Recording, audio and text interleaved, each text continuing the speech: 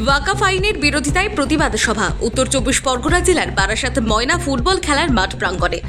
ভারত পার্লামেন্টের গত 2রা এপ্রিল উত্তপ্ত তর্ক বিতর্কের পর যে মুসলিম ওয়াকাফ বিলটি পাশ করায় দেশ জুড়ে ছড়িয়ে থাকা শত শত কোটি ডলার মূল্যের যাবতীয় ওয়াকাফ সম্পত্তি কিভাবে নিয়ন্ত্রণ ও পরিচালনা করা হবে তার পুরো পদ্ধতিটাই এখন বদলে যেতে চলেছে।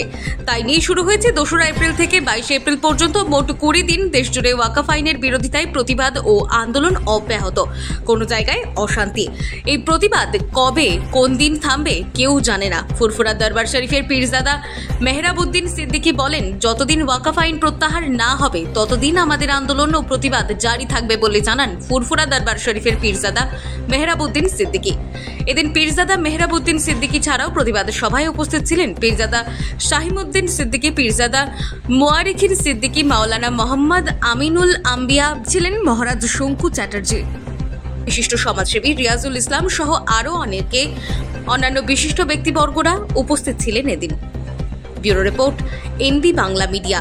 ব্রিগেডের পরিকল্পনা মুসলিম পার্সোনাল ল বোর্ড নিয়েছে, দরবারে বসে আমরা পীরজাদারা সমর্থন দিয়েছি। এটা নিয়ে এত জলঘোলা করার আছেটা কি? পারমিশন থাকবে করব, পারমিশন থাকবে না করব না। আমাদের তো আন্দোলন ব্রিগেডেই শেষ হয়ে যাচ্ছে না।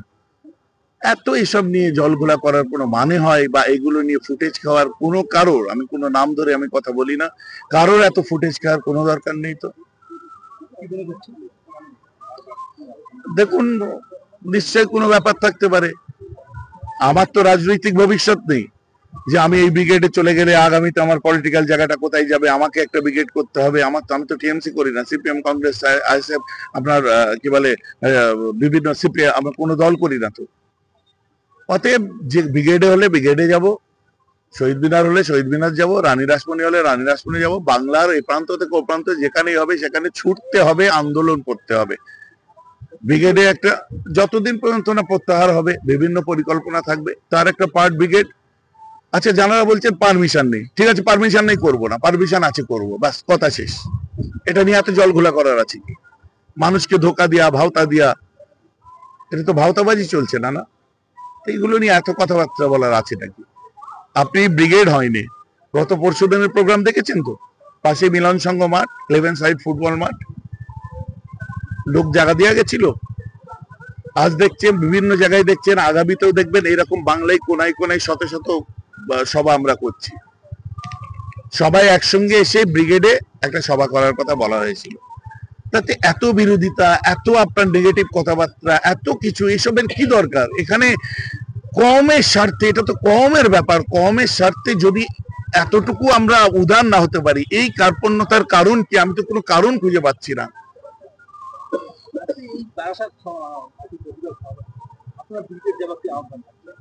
নিশ্চয়ই 26 তারিখে ব্রিগেডে সভা হওয়ার কথা আছে। আপনারা সেখানে ইনশাল্লাহ সকলে হাজির হবেন। এটা বললাম, সবার মধ্যেও বললাম। এটা তো আমার মানে পুরো অস্তিত্বের ব্যাপার নেই রে বাবা, যে আমাকে একদম মাথায় কুড়ুল রেখে কেউ বলছে এই করো এই করো না। এটা আমার নিজের ইমানি চিন্তা চেতনা থেকে আমি বললাম আমার যাওয়া উচিত, আপনারা যাবেন, ব্যাস। তো যখন কেন্দ্রীয় সরকার যখন এই আমাদের ওয়াকাফ স্টেটকে যখন বাতিল করতে চেয়েছেন এবং সে যখন নিতে চেয়েছেন, তখনই আমাদের প্রতিবাদ সারা ইন্ডিয়ার বুকে শুরু হয়ে গেছে। তারই জন্য আগামী 26শে এপ্রিল শনিবার আমরা ব্রিগেডের সমাবেশ ডেকেছি।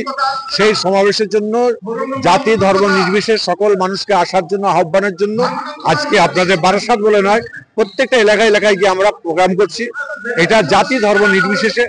এবং এটা মাথায় রাখবেন, আমরা যে প্রোগ্রামগুলো করছি বা এবং ব্রিগেডে যে যাব, এবং অনেকে ভাবছেন যে ব্রিগেড হয়ে যাওয়ার পরে আমাদের এই প্রোগ্রাম শেষ। ব্রিগেড থেকে আমাদের প্রোগ্রাম শুরু হবে। এটা আপনার 2 বছর, 5 বছর, 7 বছর, 10 বছর ধরে আমাদের প্রোগ্রাম চলতে পারে। এবং এই প্রোগ্রাম আমাদের শান্তি শৃঙ্খলাভাবে হবে। এই প্রোগ্রাম আমরা খবরদার, আমরা উগ্র নয়।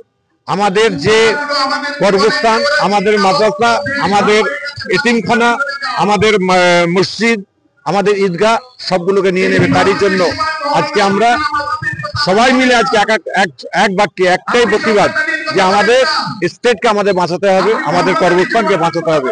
এটাই মূল লক্ষ্যে আজকে পীরজাদা মেহরাবউদ্দিন সিদ্দিকী সাহেব বক্তব্য দিচ্ছেন, আমিও দিলাম।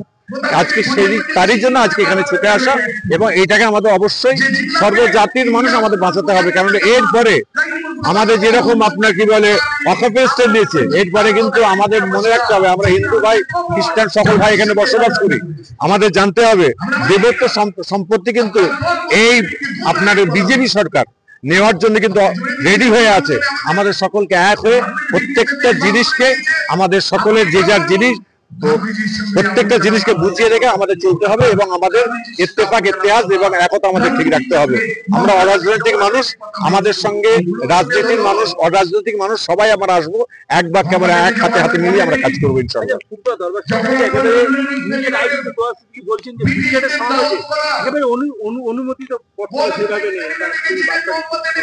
দেখেন, এটা তো মুসলিম পার্সোনাল ল বোর্ড এটা প্রোগ্রাম করছেন, এবং মুসলিম পার্সোনাল ল বোর্ড যখন ফুরফুরা গেছেন, একাধিক আমরা পীরজাদারা একসঙ্গে বসেছিলাম, সকলকে যখন কথা বললাম আমরা সকলে মিলে এক বাক্যে মুসলিম পার্সোনাল ল বোর্ডকে আমরা এটা পরিপূর্ণ দায়িত্ব দিয়ে দিয়েছি। এবং আজকে যে প্রোগ্রামগুলো আমরা করছি এগুলো ফুরফুরা দরবার শরীফ থেকে আমরা করছি, এবং আমাদের এটা নৈতিক আমাদের কর্তব্য মনে করছি। দেখেন, এবার কে বলছে পারমিশন আছে, কে বলছে পারমিশন নেই, সেটা 26 তারিখে বুঝতে পারবেন কি হয়েছে না হয়েছে। এটার উপরে আমরা কিছু বলবো না।